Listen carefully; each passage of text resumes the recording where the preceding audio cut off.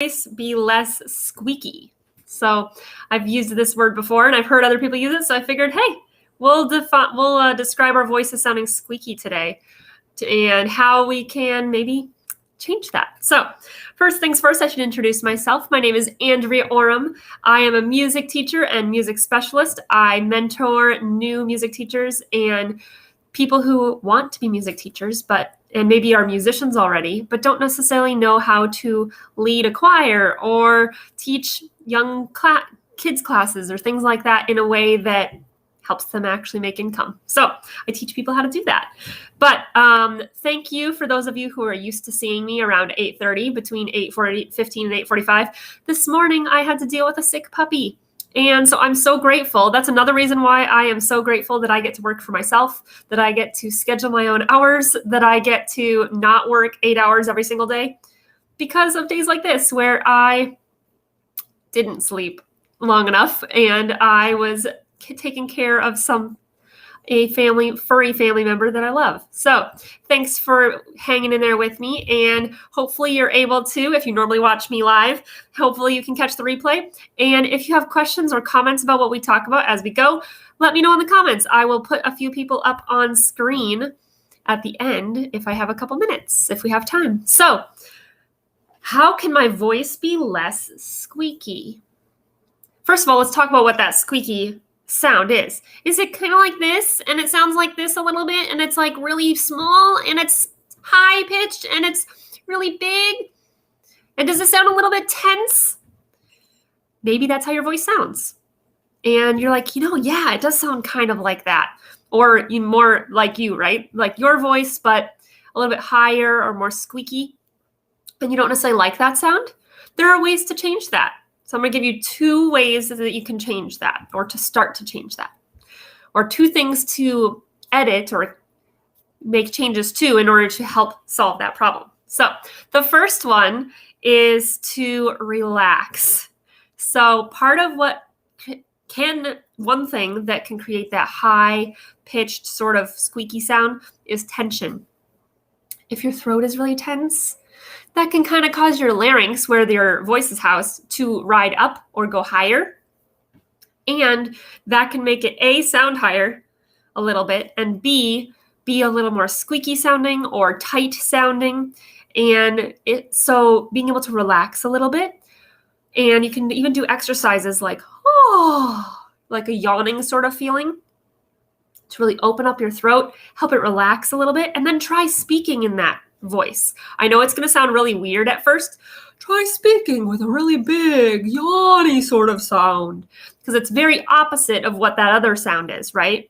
So the more you can find a balance from the extremes to the high, squeaky, tense to the big, open, yawny sound, then you'll find a happy medium. It's like a pendulum. So you swing, here's too far, here's another too far, and then you can swing to the middle.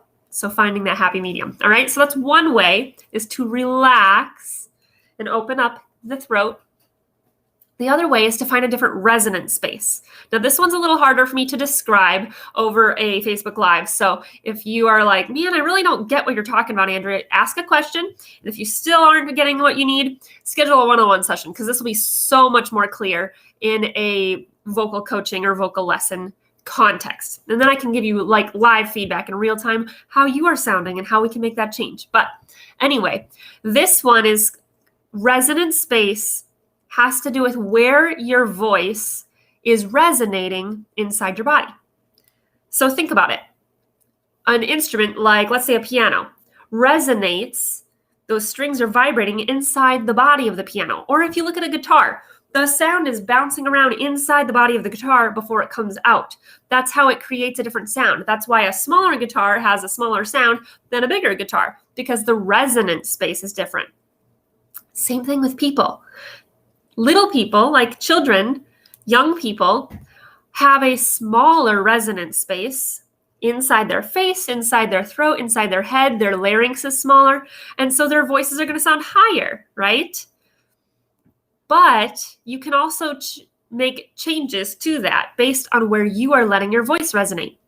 So if I want my voice to resonate in my nasal cavities, then I sound a little bit more nasal, right? But if I don't want to sound that way, I let it resonate in other places because we have all sorts of pockets of air or cavities in our head. I know it's a weird thing to think about, but we do. And if you can find other places for your voice to resonate inside your body, because you are the resonant space instead of the guitar body being the resonant space, then you can change how your voice sounds. It can sound less high. It can sound less squeaky. It can sound different. And the thing is, this can be tricky because it's part of our identity. Your voice is part of your identity. And other people recognize you by your voice. And you recognize yourself by your voice. So there's a lot of things wrapped up in this: self-esteem, identity, and all sorts of things. So this can be a really tricky thing to navigate. And if you're like, man, I don't want to navigate that on my own, check out the Strength Train Your Voice group. If you're not in the group already, we talk a lot about different things in here. It's a very safe place to ask questions, a safe place to confide in other people, and we are able to learn and grow a lot more together than in a more public context. And if you really need even a more intimate space, or a more one-on-one context, or you really just want to navigate it and have somebody hold your hand as you walk through that, check out my vocal coaching. You can find more information on my website, or if you're in the Strength Train Your Voice group, there should be a link in the description of some of those videos that you can find for more information about that too. All right. I just don't want to leave anybody behind. I'm here to share as much as I can with you. And I don't want to leave anybody behind. If you're in search of growth in this area, if you really want to improve and make gains, make growth, it's all about you and how much time and effort and willingness you're able to put into this. And I want to help you along that way in any way that I can. So have a great rest of your day. I hope my day goes better than it already has, but it's already been a wonderful day anyway. So I am grateful that I don't have to work a full day today. And that's the beauty of that. So I hope you have the best day, and I will catch you tomorrow morning, hopefully between 8:15 and 8:45 like normal. And hopefully with a lot less eventful activities beforehand. All right.